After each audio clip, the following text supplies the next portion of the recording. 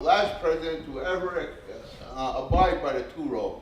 But they only went so far, and when they realized that they were, they had to accept the fact they were in the total wrong. What they did, because we shot a couple of white people up there. So the thing is that, you know, but we weren't responsible. They were responsible because they never took the complaints that we made to stop their people, control their people. 16 times they shot at us. Finally, the 17th time they attempted to do so, we shot back. And so this is when they wanted to arrest people, and we said, no, nobody's going to be arrested and everything else. You know, you didn't do what you were supposed to. Now you want to resolve it, then follow the formula that's in the two-row in accordance with like what Article 7 has to say. Even though we do not recognize the 1794 Canandaigua because it was a fraudulent agreement.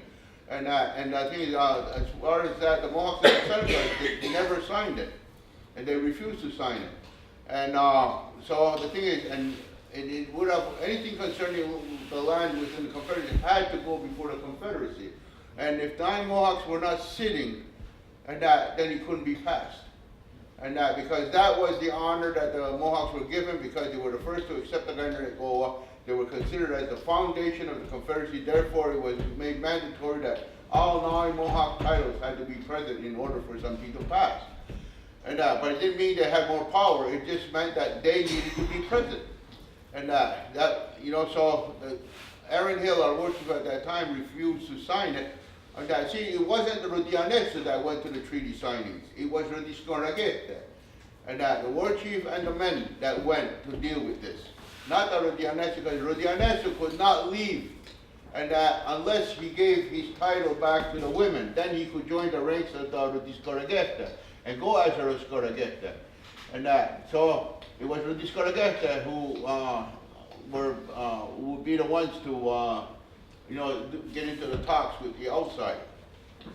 Whereas now they've eliminated everybody, and now they want to go to Washington. They want to go all these places and that. And because the thing is, under the Constitution, no Royaner could travel beyond the protection of the Confederacy for fear that if he got killed, he would take that title to the grave. And it's a big, long, difficult process to take that title back from the grave to make it live again.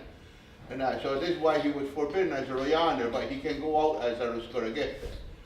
And so all that's covered. None of these guys seem to know this, or if they do, they're not ever teaching this to the people.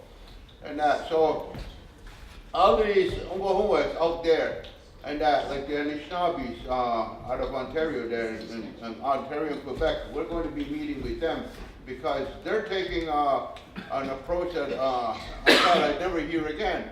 One of the representative was in Montreal at Sir George Williams University, and she spoke. And when she showed up, she was carrying a Negorha with her.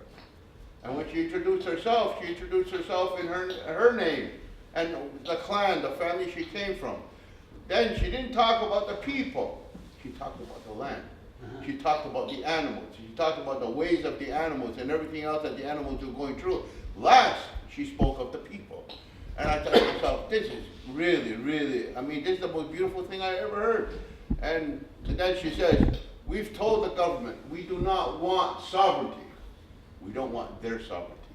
What we want is our independence. And we want nothing to do with them. We want to be left alone to exercise our birthright within our territory, our homeland, our country.